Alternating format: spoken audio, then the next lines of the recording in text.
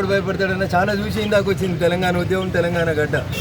ఏం లేనప్పుడే నిజాం నవాబ్ సైన్యాన్ని కారం పొడితోడు ఉరికించినటువంటి తెలంగాణ గడ్డ ఇది. అందుకని పోలీసు అధికారులకు చాలా స్పష్టంగా చెప్తా ఉన్నా, డ్యూటీ చేస్తే సరిగా చేయండి, చేత కాకపోతే లీవ్ పెట్టుకొని పోండి. కానీ హిందువులకైతే ఒక నీతి, ముస్లింలకైతే ఇంకొక నీతి. ఎందుకు దవాఖానకు చూడొస్తలేదా పేషెంట్ని? దెబ్బలు తాకినాయి ఆయనకి. వారం రోజులు హాస్పిటల్లో పెట్టి నాటకాలు ఏడిచి ఎవరిని మెహర్బానీ కోసం మీరు దవాఖానలో ఉంచుతున్నారు? మెదక్లో గవర్నమెంట్ హాస్పిటల్ లేదా? ఏ దవాఖానలో ఉన్నాడు మీకు కంప్లైంట్ ఇచ్చిన ఆయనకు తెలుగు వస్తుందా? ఆయన ఉర్దూలో రాసుకొస్తే మీరు తెలుగులో రాస్తారా మీ కానిస్టేబుల్?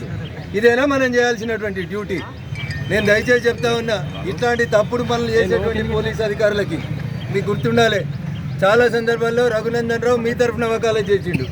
మీకు వ్యతిరేకంగా నేను వకాలత్ చేయడం అంటూ మొదలు పెడితే మీరు ఖచ్చితంగా ఇలా మీరు ముద్దాయిలని చెప్పి ఎవరినైతే ఏడికి పంపిరో మీరు కూడా రేపు ఆడికే పోతారు. అత్యుత్సాహపడకుండ్రి. టెలిఫోన్